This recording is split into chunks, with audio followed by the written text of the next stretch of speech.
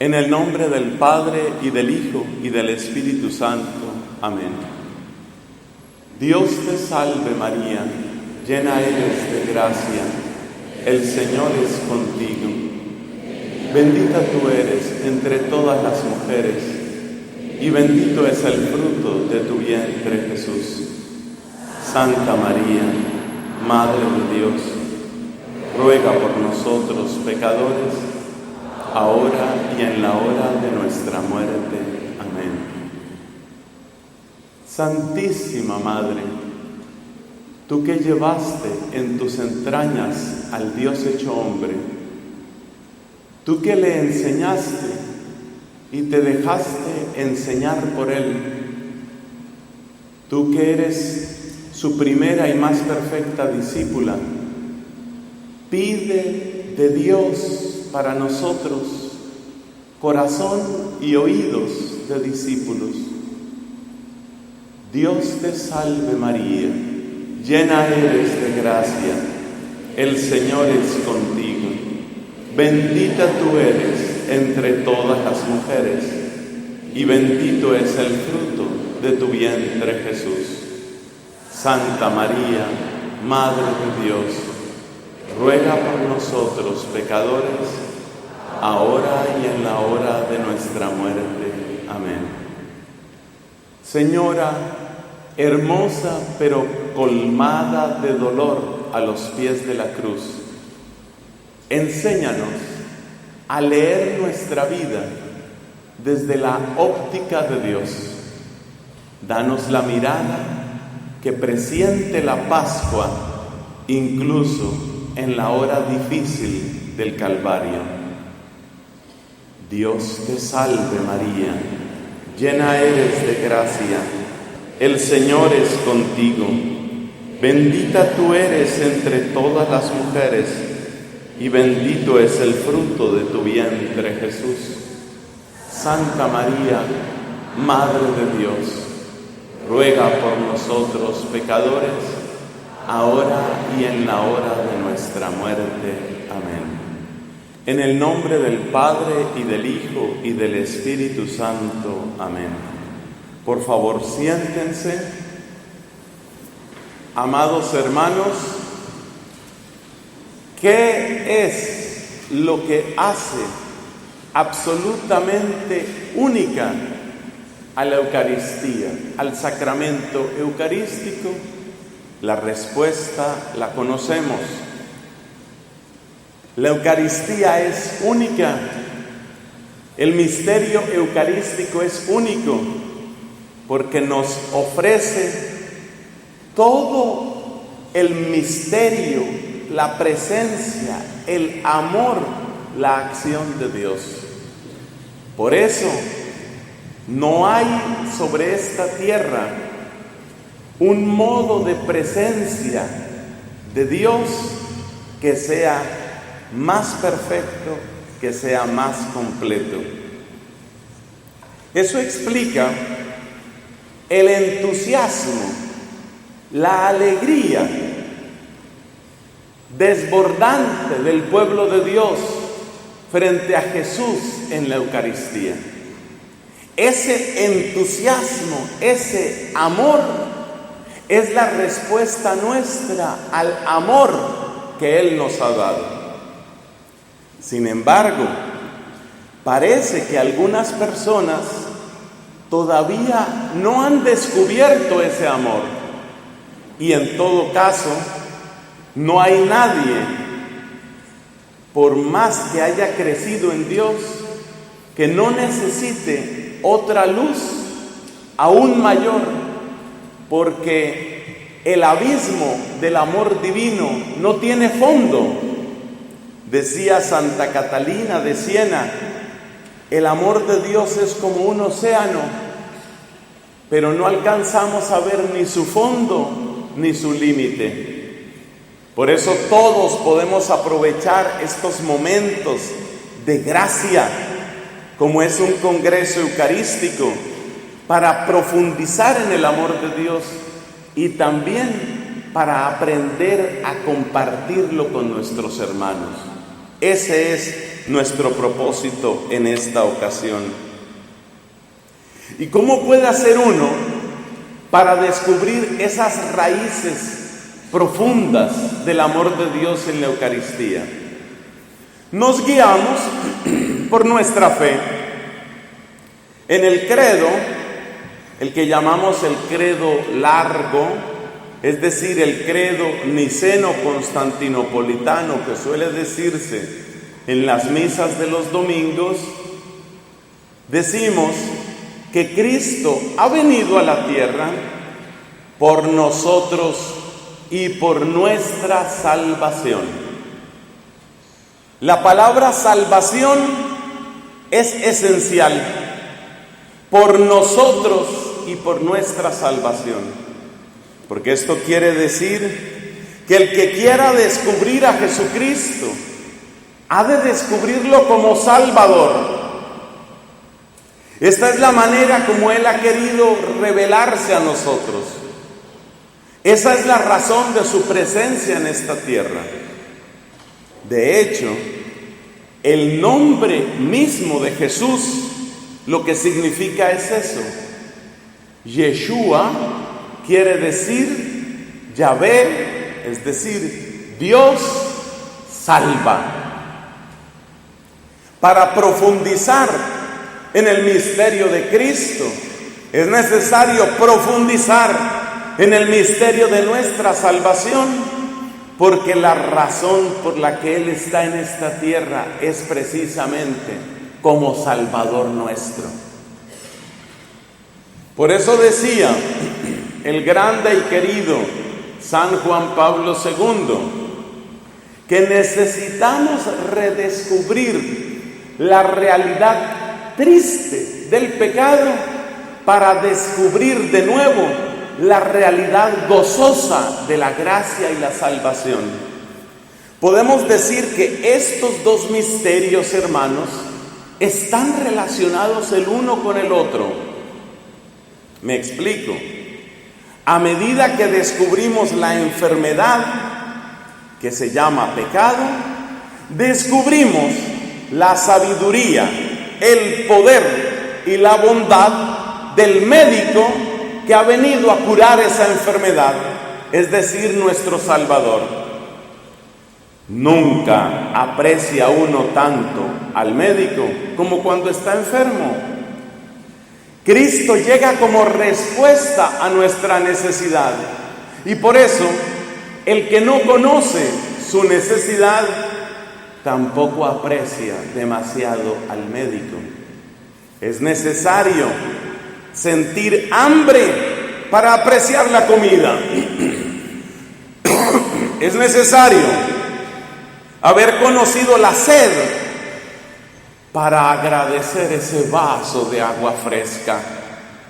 Es necesario sentir el agotamiento alguna vez para saludar con gozo esa cama que promete una noche de verdadero reposo. Solamente cuando nosotros descubrimos nuestra necesidad como personas, como parejas, como familia, como nación, solamente cuando descubrimos nuestras necesidades, descubrimos también, por contraste, la grandeza, la belleza, la bondad, la sabiduría de aquel que ha venido a rescatarnos.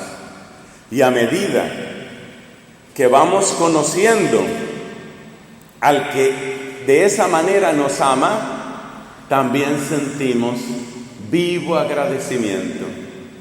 Hay una comparación que me gusta hacer, es demasiado sencilla. Cuando una persona no tiene nada de hambre, quizás porque está muy enferma, hay enfermedades que quitan completamente el apetito. Tristemente sucede, por ejemplo, con el cáncer. Muchas formas de cáncer hacen que la persona ni siquiera desee ver alimento. No quiero ver nada, todo me fastidia, todo me produce asco. Esa persona que no tiene nada de hambre no puede sentir ni cariño, ni gratitud, ni alegría frente al alimento. El alimento es Cristo.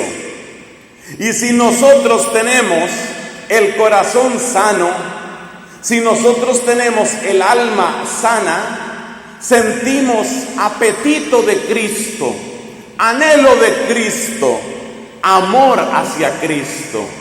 Y cuando le vemos, por ejemplo, en la exposición eucarística, el corazón salta de gozo porque encuentra la respuesta que estaba buscando. Si en cambio la persona no tiene esa hambre, si la persona no tiene ese apetito, entonces esa persona ve pasar a Cristo, ve que hay un templo, ve que hay una procesión, ve que hay un congreso, y el corazón permanece indiferente, permanece frío. Por eso se puede diagnosticar la salud espiritual de una persona, de una nación, de una familia. Se puede diagnosticar frente a Cristo en la Eucaristía. Cuando descubrimos a Cristo con ese gozo, con esa alegría, quiere decir que está sano el corazón. Si el corazón no te brinca de gozo, si el corazón no exulta de gozo, algo anda mal. Es hermoso lo que encontramos en el Evangelio según San Lucas, cuando María Santísima, primer sagrario de esta tierra, va donde su prima Isabel, que nos dice el texto de San Lucas, que apenas María saludó a Isabel, Juan, ¿qué hizo? Saltó de gozo, saltó de gozo. Eso es lo que le pasa al corazón sano, el corazón limpio, el corazón creyente. Cuando tiene cerca a Cristo, salta de gozo, salta de júbilo, porque en Él está la respuesta a nuestra necesidad. Nos damos cuenta inmediatamente, hermanos, que es necesario descubrir nuestra necesidad. Sin esa conciencia, sin esa claridad sobre nuestra necesidad, difícilmente podremos apreciar al pan vivo bajado del cielo. ¿Y cuál es nuestra necesidad? Ya lo hemos dicho, es el pecado. Pero ¿por qué nos cuesta tanto trabajo identificar el pecado? ¿Por qué nos cuesta trabajo rechazar el pecado? La enfermedad física sí que la rechazamos fácilmente. No creo que haya aquí, ni en quienes nos están escuchando a través de internet o a través de la radio o los demás medios, no creo que haya una persona que diga, yo quisiera estar enfermo. Creo que nadie lo dice. Todos queremos estar sanos físicamente. ¿Por qué no sentimos el mismo rechazo hacia la enfermedad espiritual que es el pecado? ¿Cómo es posible que el pecado muestre su presencia en nuestra sociedad de tantas maneras? ¿Por qué tantos católicos son indiferentes a medida que avanza el pecado? ¿Por qué? ¿Qué es lo que nos ha pasado? ¿Qué es lo que nos tiene adormecidos? ¿Qué es lo que nos tiene engañados? Creo que esa palabra es importante, engaño. La Biblia identifica de varias maneras al demonio.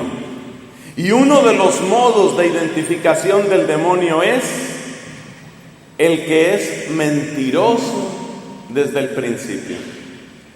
Por eso hay una expresión que me gusta utilizar para darnos cuenta por qué nos dejamos contaminar, enfermar con el pecado de una manera tan pasiva, de una manera, podríamos decir, cómplice. ¿Por qué? Porque existe algo que me gusta llamar la gran mentira. Y la gran mentira que proviene del que es mentiroso desde el principio, la gran mentira es la que nos tiene como anestesiados y nos impide reconocer la gravedad del pecado. Cuando se quita la venda de los ojos, cuando uno puede ver la realidad del pecado, inmediatamente clama salvación.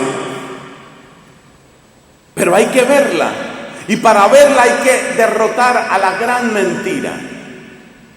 ¿Cuál es esa gran mentira? ¿Cuál es? Vamos a explicarla brevemente, para lo cual podemos acudir a la Sagrada Escritura, que por supuesto es camino de luz, camino de sabiduría. Ya en las primeras páginas del libro santo aparece cuál es la gran mentira. Si nos vamos al primer libro de la Biblia, al Génesis, encontramos en el capítulo 3 el relato del primer pecado de nuestros padres, lo que llamamos el pecado original, capítulo 3 del libro del Génesis. La manera de obrar de la astuta serpiente en el capítulo 3 del Génesis nos revela muy claramente cuál es la gran mentira. Repasemos así de memoria el diálogo que establece la serpiente con Eva. Repasemos ese diálogo y ahí encontraremos cuál es la gran mentira. Después, mis hermanos, no nos vamos a quedar ahí, claro. Después vamos a ver cómo Cristo vence la gran mentira con la gran verdad. Y después vamos a ver cómo esa gran verdad de Cristo tiene su plenitud en el misterio de la cruz, que se ha quedado para siempre en la divina Eucaristía. Ese es el resumen de nuestra charla. Entonces, ¿cómo es la gran mentira? Vamos a aclarar muy bien esto, porque la manera de atacar del demonio en el fondo no ha cambiado. En el fondo no ha cambiado. Y no cambia cuando ataca a los niños o a los adultos, a los enfermos o a los sanos, a los hombres o a las mujeres. No cambia. En el fondo es siempre la misma. Por eso la importancia de beber de las fuentes de la Sagrada Escritura. ¿Qué dice este mentiroso? Esta serpiente mentirosa, ¿qué es lo que le dice a la mujer abriendo el diálogo?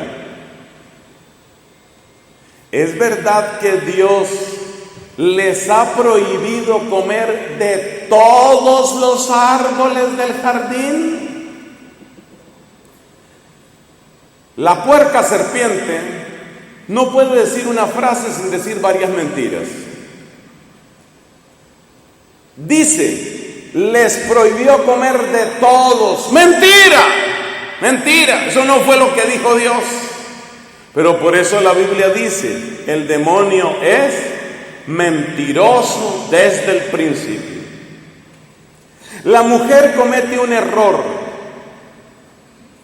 error que todos cometemos si seguimos el ejemplo de ella.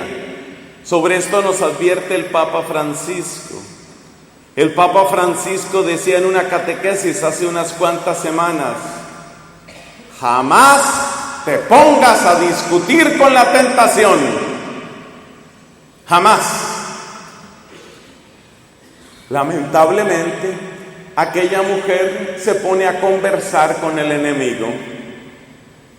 Esa conversación está destinada a derrotarnos por una razón muy sencilla, porque el demonio dentro de la estructura de seres del universo, el demonio es un ángel caído, un ángel que ha pecado miserablemente, pero es un ángel. Y si tú miras la estructura de la creación, los ángeles tienen una capacidad de inteligencia que rebasa completamente a la inteligencia humana.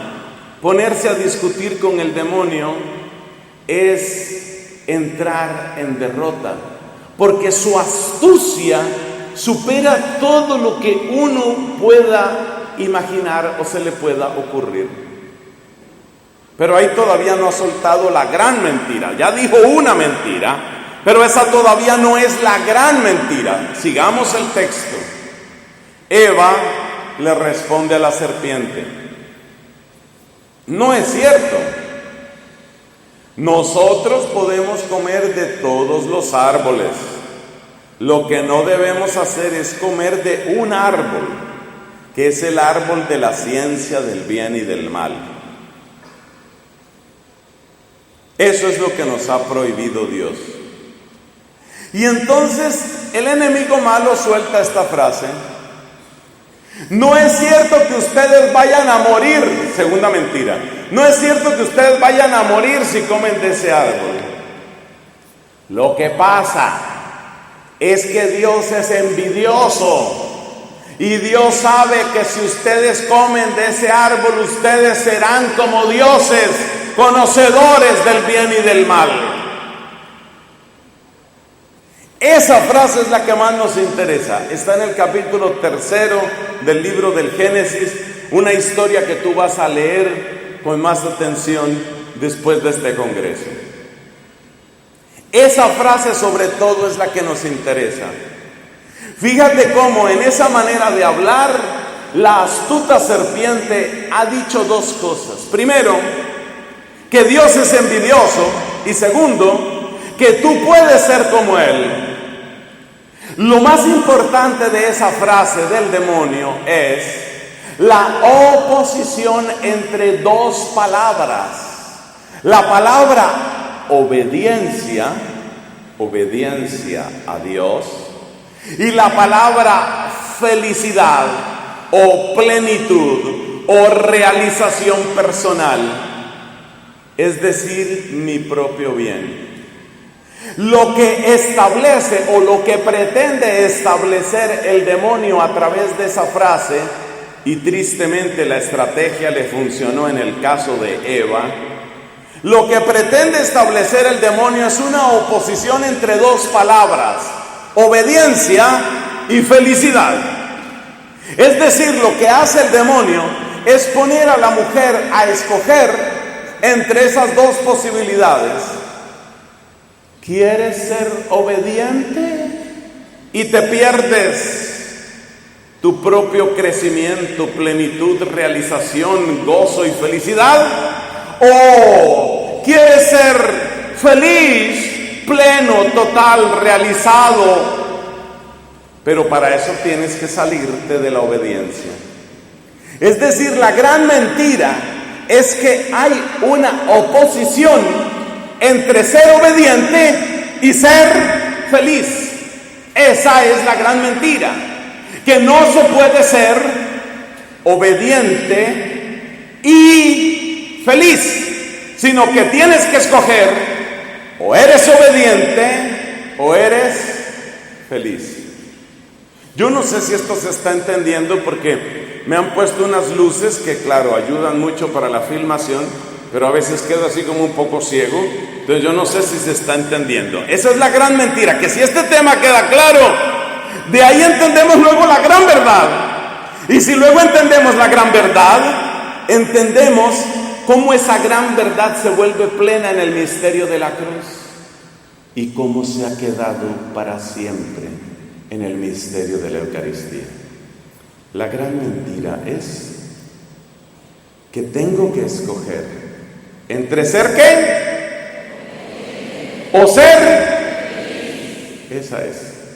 Como ustedes saben, esto se está transmitiendo por la radio. Es muy importante que los oyentes sepan ¿En qué consiste la gran mentira? Así que lo vamos a decir con la voz más fuerte. La gran mentira consiste en que no se puede ser y a la vez ser. Ya las mujeres hablaron, los hombres poco a poco. A ver, voy con los hombres. La gran mentira consiste en que no se puede ser a la vez y esa es la gran mentira. Y claro, cuando a uno le ponen a escoger entre ser obediente y ser feliz, tarde o temprano uno termina escogiendo ser feliz. Pero como el demonio enseña que para ser feliz tengo que ser desobediente, entonces yo saco el mandato de Dios y saco a Dios mismo de mi vida, y así me convierto en esclavo del demonio. Esa es la estrategia de él. Esa estrategia sigue funcionando en nuestro tiempo. Igual sigue funcionando en nuestro tiempo. Y hay 2 o 3 ejemplos que siempre utilizo y que creo que debo repetir porque muchos no los han escuchado y porque creo que estas palabras tienen que llegar a muchos lugares. Ejemplo: una joven ha sido educada en una familia cristiana con muy buenos principios, con un gran espíritu de respeto hacia Dios y con una gran conciencia de la dignidad de su propio cuerpo. Esa muchacha va a estudiar a una ciudad lejana, va a hacer estudios universitarios o de posgrado, está muy contenta con la oportunidad que tiene, pero también se siente un poco sola porque ella quisiera tener amigos, amigas. Como ya tiene unos cuantos años de vida, ya es una joven que va creciendo, la verdad es que ella sueña con tener una pareja, quisiera tener un novio, quisiera un día casarse. Conoce un muchacho extraordinario en ese lugar donde está haciendo sus estudios, así como ella siempre se lo imaginó, apuesto, inteligente, exitoso, de buen humor, todas las características. Se va formando una amistad muy bella, se va concretando una relación, todo parece ir muy bien. Este muchacho es muy consciente de la belleza física y de la belleza de personalidad que tiene.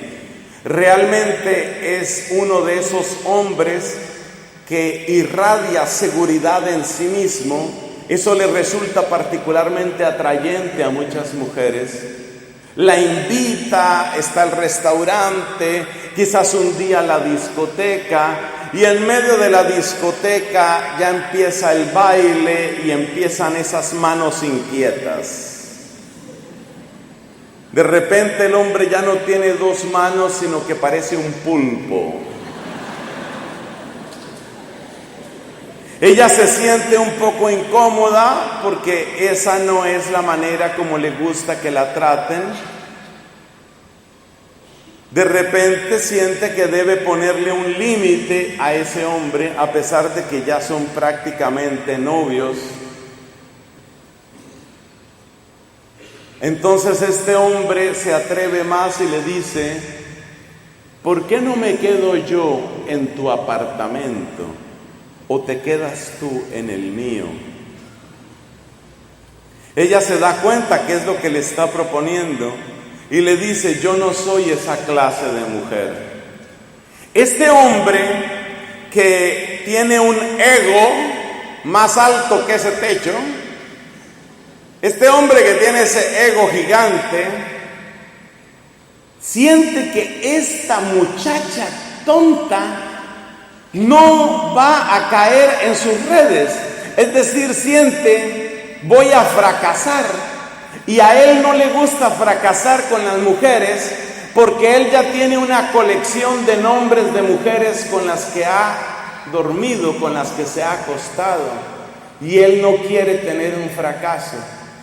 Entonces cambia de actitud y se pone un poco agresivo, y finalmente cuando ve que no logra vencerla, entonces la insulta y le dice: pensé que eras más moderna, liberada y siglo XXI, pero creo que te quedaste en la Edad Media y en los rezos de tu abuela.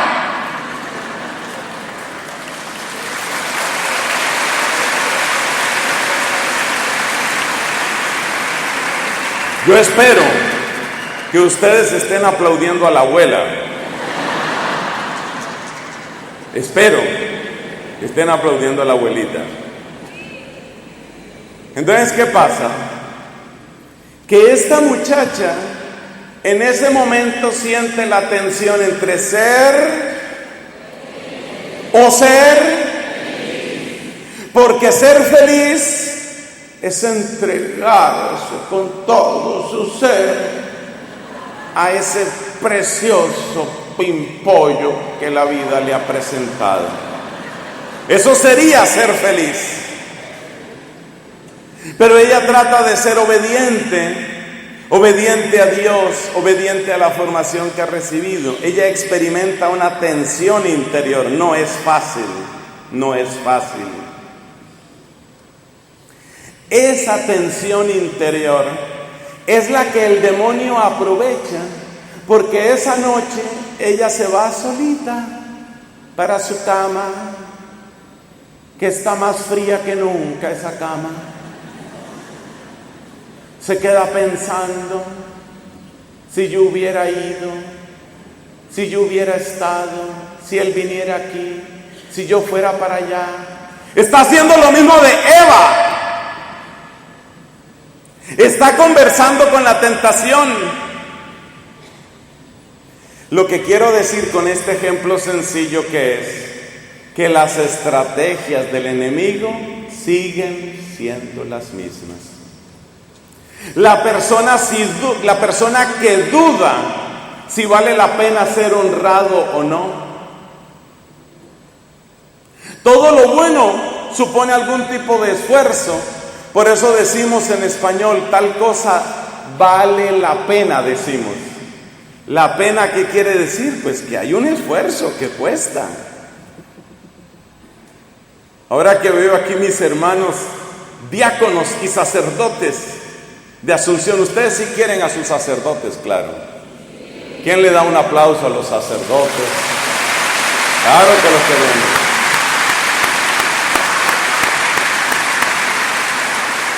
El sacerdote experimenta la dificultad de ser fiel en su vocación. ¿Cuántas veces nos habrá pasado, hermanos sacerdotes, que uno está rezando quizás solo por la mañana y uno dice: ¿a quién le importará si yo rezo, si no rezo? Y uno se siente a veces hasta tonto. A veces uno llega por la noche cansado de toda la labor del día. Y hay unas oraciones que la iglesia quiere que nosotros los sacerdotes hagamos todos los días. Se llaman las oraciones de la liturgia de las horas. Y nosotros los sacerdotes en particular, todos están invitados, pero nosotros los sacerdotes tenemos una obligación especial de hacer nuestras oraciones. Pero entonces uno, medio dormido, las letras le bailan ahí en esa hoja, y fácilmente uno dice: esto ni oración será, esto no vale nada, yo no voy a rezar más. Los ídolos tientan el corazón de la religiosa, del sacerdote, con particular fuerza, entre otras cosas porque el enemigo malo sabe que derribar a un sacerdote muchas veces es derribar a toda una comunidad. Por eso el sacerdote es particularmente atacado y por eso hay que orar muchísimo por los sacerdotes. Entonces, hermanos, esa es la gran mentira. Vamos a decirlo por última vez. La gran mentira consiste en que tengo que escoger entre ser o ser. O sea, la gran mentira me está diciendo que yo no puedo ser las dos cosas al tiempo. Esa es la gran mentira. Y como uno tristemente se ha dejado infectar de esa gran mentira, entonces ya a uno le parece normal escoger el lado de la felicidad, una felicidad falsa, pero inmediata, sencilla, con retribución pronta. ¿Y qué sucede? Que entonces el pecado se convierte en algo natural. En mi país, por ejemplo, tenemos una cantidad casi incontable de escándalos de corrupción administrativa en los sistemas de contratación. ¿Por qué? Porque resulta que cualquier obra que un funcionario público tendría que hacer por su deber, no si le gusta o no le gusta, sino por su deber, cualquier cosa que tendría que hacer, si no hay un dinerito adicional, si no hay un soborno, en otras partes llaman a eso coima, tiene otros nombres. Si no se le da un dinero adicional, la cosa no se mueve. Y es parte del deber del funcionario público, pero no lo hace. Hay que asignar un contrato. Yo tengo que adivinar los aplausos por qué son. Supongo que no están aplaudiendo al funcionario. Supongo que están aplaudiendo la denuncia. La denuncia.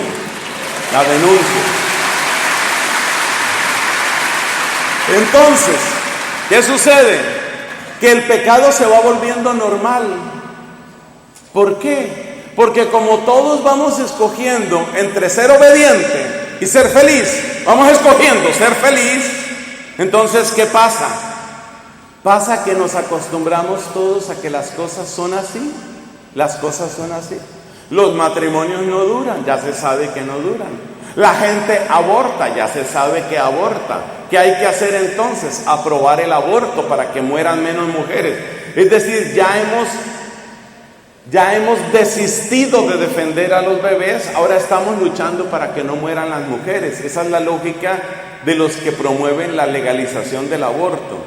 Desistamos de defender a los bebés y quedémonos simplemente defendiendo a las mujeres. Como quien dice, ya admitimos que va a haber muerte de bebé. Nos hemos vuelto resignados. ¿Por qué?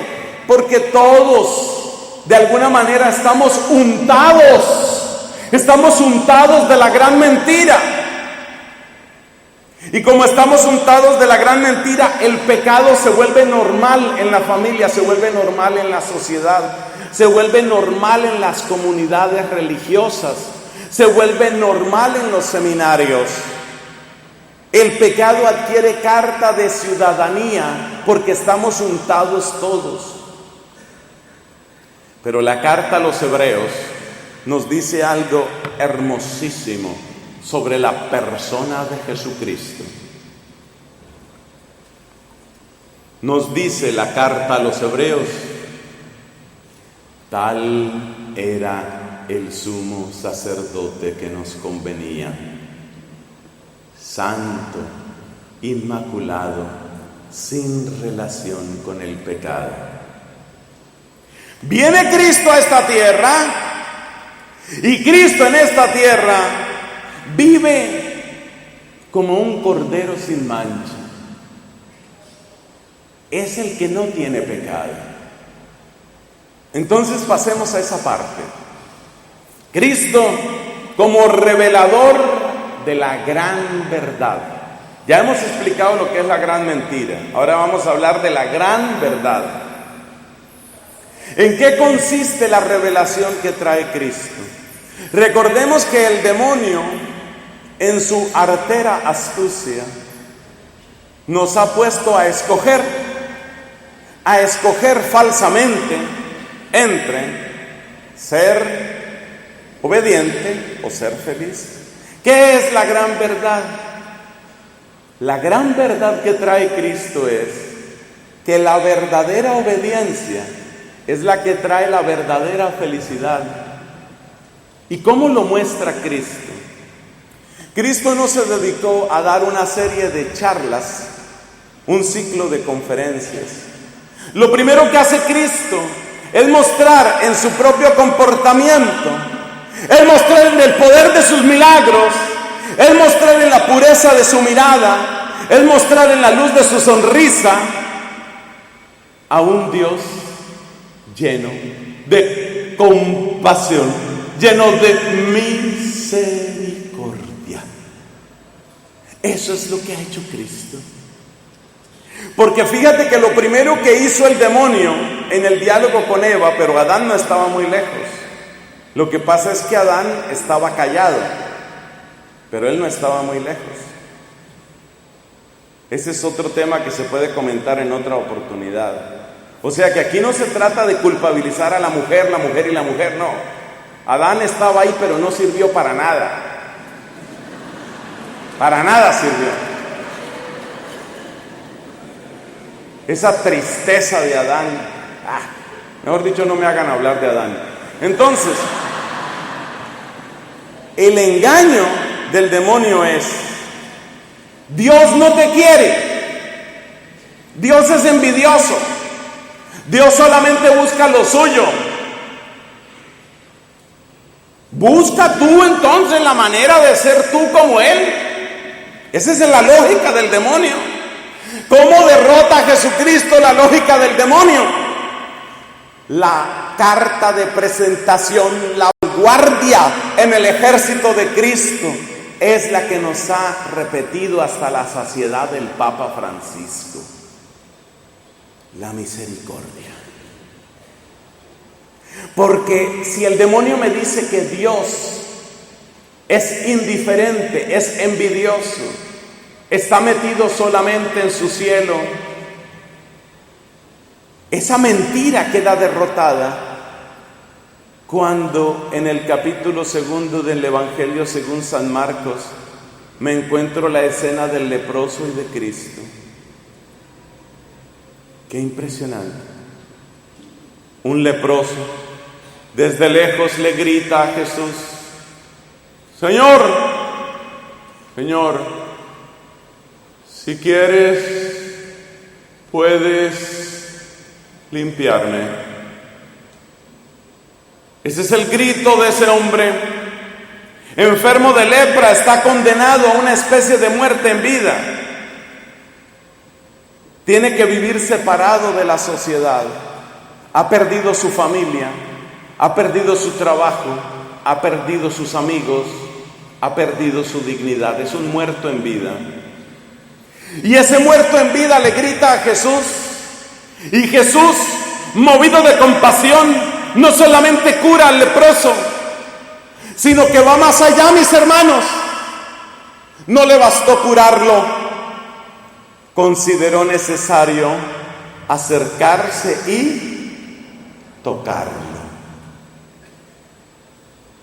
El toque de Jesús sobre el leproso nos hace recordar Génesis capítulo 2, esa imagen preciosa, ese símbolo maravilloso, las manos de Dios que modelan el barro de la tierra hasta hacer al ser humano, hasta hacer al hombre.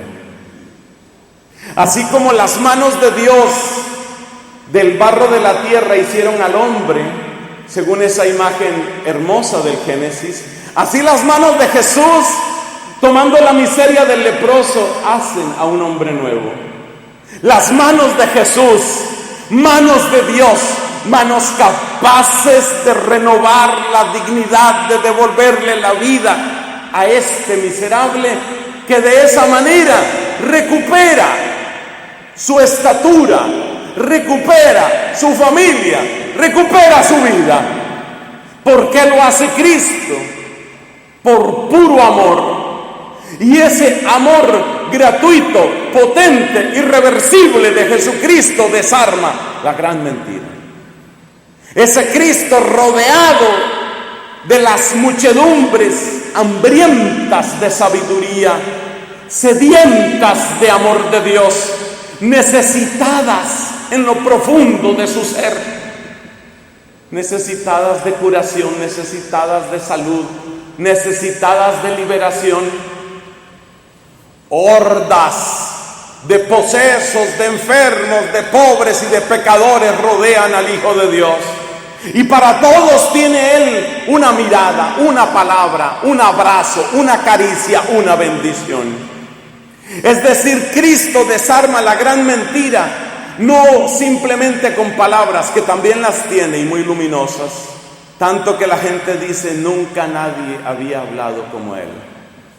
Claro que tiene palabras de absoluta belleza y de perfectísima verdad, pero no son solo palabras. Es la manera como ama, es la manera como obra, es la manera como toca nuestra vida. Y por eso la gente le escucha arrobada, por eso la gente camina detrás de Él, porque dice Jesucristo: mis ovejas conocen mi voz. Efectivamente, cuando por fin encontramos la voz del buen pastor, cuando por fin encontramos a este que vence la mentira, entonces el corazón va sintiendo ese gozo que ya experimentó en el seno de su propia madre Juan, llamado el Bautista. Ese es el gozo que uno siente cuando encuentra a Cristo. Ese es el gozo maravilloso. Entonces Cristo, fundamentalmente a través de la obra de su caridad, de su misericordia irreversible, potente, victoriosa, Cristo vence así a la gran mentira. Pero atención, no se nos puede olvidar lo que dice el Señor Jesús hacia el final del Evangelio de San Juan, en los discursos propios de la conversación después de la cena. ¿Qué dice nuestro Señor Jesucristo? Dice a sus apóstoles: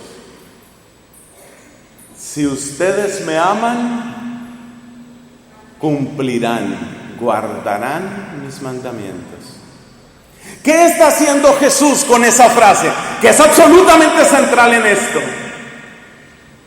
Claro, es muy hermoso entusiasmarse con Jesús, pero también es verdad que cuando el mismo Cristo quiere que demos un paso más, cuando el mismo Cristo quiere que no nos quedemos solo en el entusiasmo, en ese momento muchas personas dejan de seguirlo.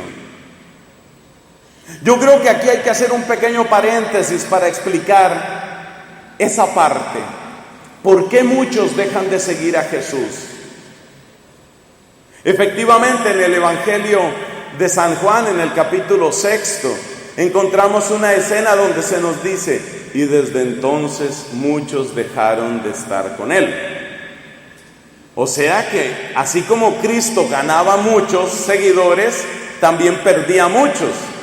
Y es importante saber en qué momento los ganaba y en qué momento los perdía. Los ganaba en la hora de la sanación, en la hora de la liberación, en la hora de los milagros. Y eso sigue siendo así. Eso sigue siendo así. Gran jornada de sanación. Se llena ese lugar. Se llena. Ahí es donde Cristo gana a sus discípulos. ¿Dónde los pierde? Los pierde porque Cristo no es un mercader de ilusiones. Cristo no es un mercader de ilusiones. Cristo no es un vendedor de fantasías. Cristo nos habla tan claramente que suelta frases como esta: el que pone su mano en el arado y vuelve la mirada atrás no es digno del reino de los cielos, no sirve para el reino de los cielos. El que pretenda amar a su papá, a su mamá o a sus hijos más que a mí, no es digno de mí. El que no tome su cruz cada día y me siga, no puede ser discípulo mío. Frases como estas, destruyeron la popularidad de Cristo. Parece que Cristo necesitaba asesoría en marketing. Porque después de tener esa cantidad de seguidores, Los perdió. Pero lo interesante es que Cristo, cuando pierde a esos seguidores, no sale corriendo detrás de ellos a decirle, no, mentiras, no se vayan, espérense, quédense. Voy a darle ahora otra vueltecita al evangelio y ustedes verán que les va a seguir gustando. Va a ser un evangelio recargado, recharged. No, Cristo no vino con que les voy a dar un evangelio recargado. Es impresionante en Juan capítulo 6, es impresionante cómo Jesucristo le dice a la gente, si no coméis de la carne del Hijo del Hombre, si no bebéis de su sangre, no tenéis vida en vosotros. Esa frase de Cristo le costó miles de seguidores.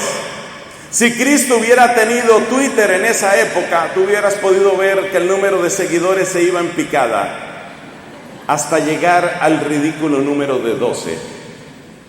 Se quedó sin seguidores Cristo porque dijo esa frase, porque Cristo se atrevió a decirle a la gente, yo soy la vida de ustedes. Y Cristo soltó otras frases como también, sin mí ustedes nada pueden hacer. O sea que Cristo no es simplemente una caricia sobre nuestras heridas, es una luz para nuestro camino. Y la luz del camino supone que nosotros, lo mismo que Él, tenemos que pasar por horas difíciles, por momentos complicados y por parajes oscuros. O sea que la cosa no es tan sencilla tampoco. Hermanos míos, al final del Evangelio de Juan, dice nuestro Señor Jesucristo, ¿ustedes me aman? No lo hizo como pregunta, lo hizo como afirmación, como condicional. El que me ama, ¿qué sigue? Guardará mis mandamientos. ¿Te gusta amarme? Sí, Jesús, me gusta amarte, me gusta bendecirte, alabarte, aplaudirte, gozarme en ti, me gusta, me encanta. ¿Te sientes bien? Sí. ¿Te sientes feliz? Claro, Jesús. Eso lo ve uno sobre todo en los carismáticos. No sé si por aquí anda esa gente. Mire que ahí está la danza, la alegría, la alabanza. Esos cantos carismáticos yo los amo, sobre todo como ya soy viejito, los cantos viejos de la renovación. Este gozo no va a pasar. Este gozo no va a pasar, no va a pasar. Este gozo no va a pasar. ¿Por qué? Porque está dentro de mi corazón. Entonces Jesús le pregunta a los carismáticos, ¿se sienten gozosos? Sí. ¿Van a ser obedientes?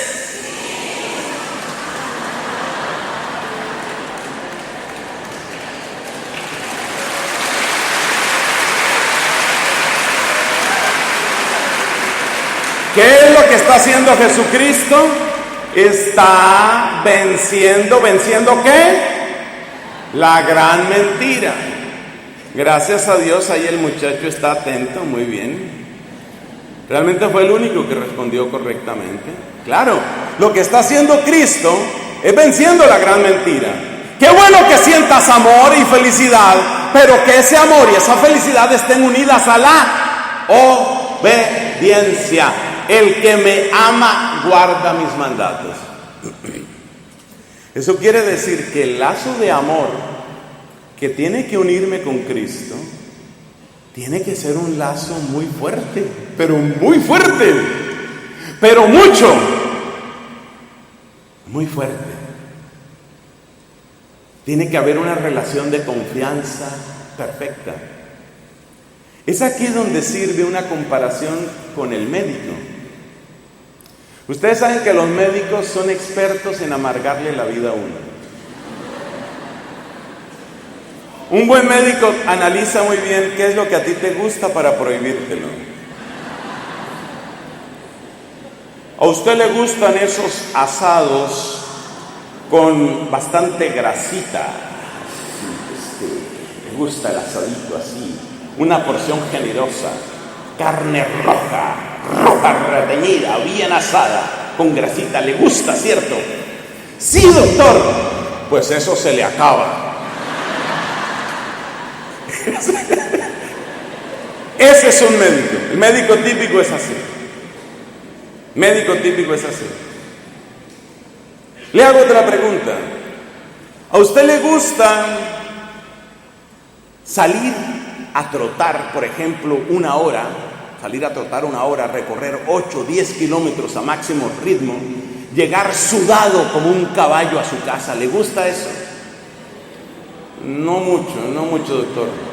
Eso sí tiene que hacerlo, eso sí. Asado, no. Carrera, sí. Y págueme. Ese es el médico. Lo grave es que uno termina haciéndole caso y pagándole. ¿Por qué yo le hago caso al médico en cosas que no me gustan, que me cuestan? Porque yo confío en la sabiduría y en la bondad del médico. Si alguien me dijera, ese médico es un asesino en serie, yo no le hago caso. Pero yo confío en que es una persona buena, que quiere mi bien. Entonces, como hay un lazo de confianza, de gratitud y de amor entendido como bondad en ese caso, yo le hago caso al médico. O sea que todo depende de la magnitud del lazo de amor. Si el lazo de amor es intenso, entonces yo hago caso, así me cueste trabajo, lo que el médico me ha dicho. Yo le hago caso al médico. Por eso sucede lo mismo con Jesucristo. Cuando el lazo de amor realmente es fuerte, eso es lo que Él nos dice: si ustedes de verdad me aman, si el lazo de amor es fuerte, si de verdad confían en mí, entonces hagan caso, hagan caso. ¿Y dónde se volvió perfecto el lazo de amor? En la cruz, en la cruz. Atado por los clavos a nuestra miseria, sellado su amor para siempre con esos clavos y con ese pegamento de caridad. Cristo nos ha unido a Él con una caridad que sencillamente no puede ser expresada en palabras. Ese es el amor perfecto. Ese es el amor donde se completa la victoria sobre la gran mentira. Hay un poema que he leído en varios idiomas y que dice de manera muy sencilla, sin rima, dice así: le pregunté a Dios una vez, ¿cuánto me amas? Él extendió sus brazos y dijo, así, y murió. En la cruz ha quedado vencida la gran mentira. Lo tiene claro el demonio, que por eso detesta la cruz y por eso quiere que la cruz desaparezca de todas partes, como tristemente está sucediendo en Europa. Fuera la cruz de los hospitales, fuera la cruz de los edificios, fuera la cruz de las escuelas, fuera, fuera. El demonio está detrás de esa lucha por hacer desaparecer la cruz. Porque en la cruz se vence la gran mentira. Porque en la cruz aparece que el amor genuino siempre lleva a la obediencia perfecta. En Cristo, la obediencia y la felicidad están totalmente unidas. En Cristo, la justicia y la paz se besan. En Cristo se une plenamente el ser obediente a Dios y el ser feliz en Dios. Solo queda un detalle y con eso terminamos esta reflexión de la mañana, amados hermanos. Solo queda un detalle. Todas las grandes obras de la humanidad están amenazadas por algo que se llama el paso del tiempo. El paso del tiempo hace que lo que en una época nos parecía maravilloso, extraordinario, ya después se convierte en un recuerdo que se desvanece. Sucede en el plano personal, sucede en la pareja, sucede en el plano vocacional. Nosotros, por ejemplo, sacerdotes, estamos tentados de que el paso del tiempo nos debilite. ¿Por qué?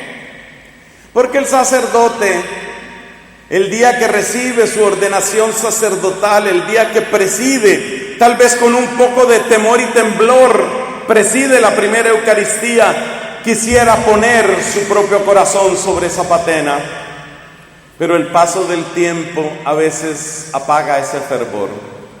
Lo mismo sucede con las parejas.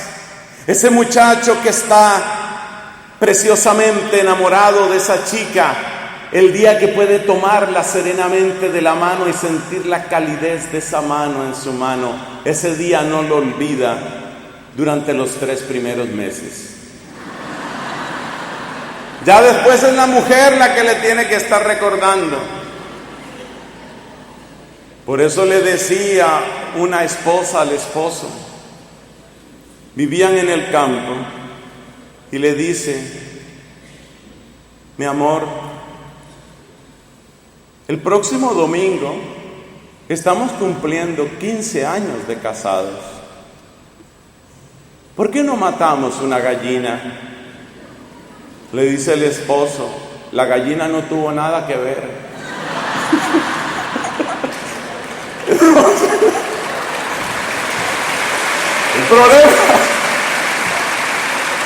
El problema con el paso del tiempo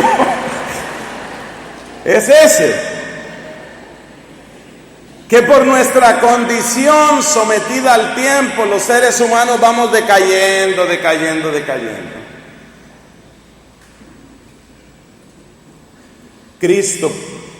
Cristo bendito, Cristo sabe cómo es el ser humano, Cristo sabe cómo somos, y por eso se inventó una manera de que la frescura, la novedad, la lozanía de su amor jamás envejeciera.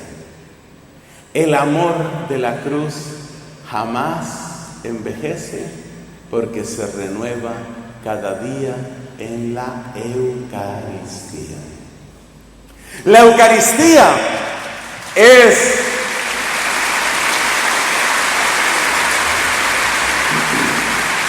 la Eucaristía, amados hermanos, es el mismo amor de Jesús, el mismo amor de la cruz, el mismo amor de la cruz, hecho presente hoy aquí para nosotros. Esa es la Eucaristía. Por eso, la persona que asiste con los ojos abiertos, los ojos del corazón, con los oídos abiertos, los oídos del corazón, con el alma dispuesta, cuando llega a la Eucaristía, no recibe una repetición, no recibe una copia, no recibe una semejanza del amor con que Cristo se ofreció en el Calvario. Escúchame. En la Eucaristía recibe esa persona, empezando por el sacerdote, recibe el mismo amor, porque en la Eucaristía se vence toda barrera, la barrera del lenguaje. La primera consagración eucarística la hizo Cristo, sumo y eterno sacerdote, y la hizo en arameo. No es necesario saber arameo, no es necesario saber griego, bueno sería, pero no es necesario. No es indispensable saber latín, bueno es, pero no es indispensable.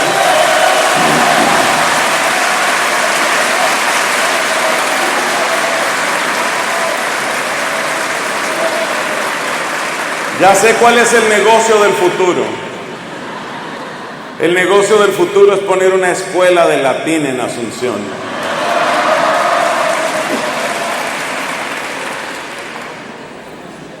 no es indispensable, porque en la Eucaristía se vence todo obstáculo de lengua, de tiempo, de espacio, incluso de persona, porque es Cristo mismo en persona el que realiza la consagración. El sacerdote de suyo no puede hacer nada de eso. Es Cristo quien lo hace. Por eso, en la Eucaristía encontramos esa presencia de Cristo. Y por eso, mis hermanos, en la Eucaristía se vence la gran mentira, se proclama la gran verdad. Hay un nombre que la Biblia le da a la gran verdad. Ese nombre es el que se encuentra en el capítulo 1 de San Mateo. El ángel le dice a San José que el nombre de ese niño, uno de los muchos nombres, el nombre de ese niño es Emmanuel, Dios con nosotros. O sea, ¿qué es la Eucaristía? La Eucaristía es Dios con nosotros. Es el grito del amor de Dios que nos dice: pueden contar conmigo. Yo estaré con ustedes todos los días hasta el fin del mundo. Gloria al Padre, al Hijo y al Espíritu Santo.